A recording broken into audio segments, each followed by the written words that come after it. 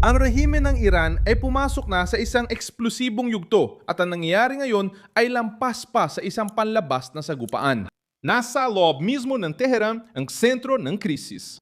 Ngayong Lunes, ika-6 ng Abril 2026, si Pangulong Masoud Pezeshkian ay tila naipit ng mismong estrukturang sumusuporta sa Republikang Islamiko.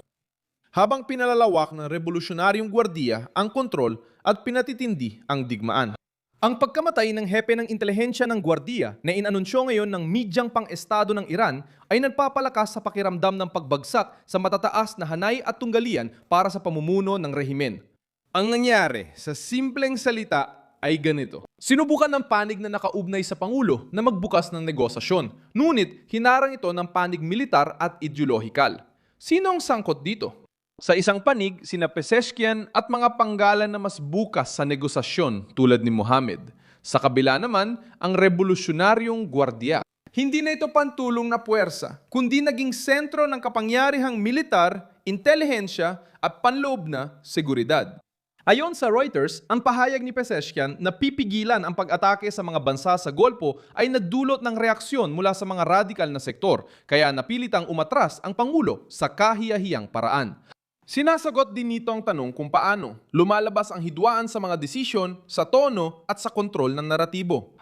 Ang Gwardiya ay kasali na sa lahat ng mahahalagang desisyon ng rehimen, kahit nawalan sila ng mga kumander sa mga kamakailang pag-atake. Ichinayaw ni struktura para makaligtas sa pambobomba. Bawat commander ay may mga magkakasunod na kahalili at ang mga pangkalahatang utos ay nagpapahintulot ng pagpapatuloy kahit na ang pinakamataas ay tamaan. Sa ibang salita, patuloy na umiiral ang Pangulo, ngunit ang tunay na kapangyarihan ay nasa ibang lugar.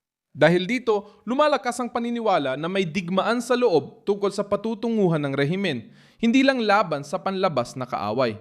Kailan naging mas malinaw ang sigalot na ito? Sa mga nakaraang linggo. Ngayon, mas mabigat ito dahil tinanggihan ng Tehran ang pansamantalang tigil putukan at iginiit na pangmatagalang pagtatapos ng digmaan lang ang tatanggapin nila. Ayon sa Reuters, ang panukalang ipinadala ng Iran sa pamamagitan ng Pakistan ay may hinihingi tulad ng pagtigil ng pag-atake, kasunduan sa ligtas na pagdaan sa Hormuz, pagluwag ng mga sanksyon at muling pagtatayo. Tinangihan ni Donald Trump ang plano, tinawag itong hindi sapat at itinakda pa rin ang deadline sa muling pagbubukas ng kipot. Ipinapakita nito na ayaw ng hardline na paksyon sa rehimen, bigyan ng tsansa ang Pangulo na ibenta ang mahinang tigil putukan bilang tagumpay. Saan ang pinakamapangganib na parte? Sa kipot ng Hormuz. Hindi lang ito tungkol sa mapa. Tungkol ito sa enerhiya, pandaigdigang presyon at estratehikong panggigipit. Iniulat ng Reuters na yon na muling tumaas ang presyo ng Brent na krudo at umabot sa halos $109 at 60 sentimo bawat bariles. Ibig sabihin, ginagamit ng rehimen ng Iran ang Hormuz bilang panggigipit dahil alam nilang kapag ginulo nila ang rutang yon, hindi lang Washington ang naiipit. Binibigyan ito ng matinding presyon ang pandaigdigang merkado, pinagigipit ang mga gobyerno at napapalagarap ng takot sa ekonomiya na lagpas pa sa gitnang silangan.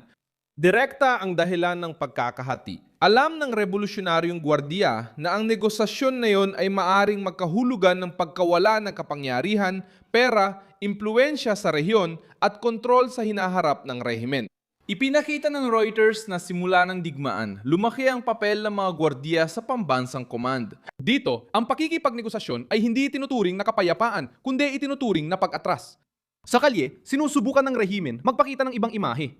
Lumabas sa publiko sa Tehran sina Pezeshkian at iba pang opisyal kamakailan para ipakita ang katatagan ng sistema kahit di diretsong sinabi. Ipinapakita ng pagpapanggap ng normalidad ang matinding presyon. Kung kailangan magpakita ng kapangyarihan sa kalye, nangangahulugang nararamdaman na nila ang pagyanig sa kanilang posisyon. Mismo ang Reuters ay naglarawan sa mga paglabas na ito bilang bahagi ng isang estratiya upang ipakita na ang Republikang Islamiko ay hindi nasira ng mga pag-atake kahit na ang bagong pinakamataas na leader ay wala sa paningin ng publiko at ang mga negosasyon ay natigil. Sa huli, iisa lang ang balita. Matinding banggaan sa Iran sa pagitan ng pampulitikang kaligtasan ng presidente at luhika ng komprontasyon ng Gwardiyang Revolusyonaryo.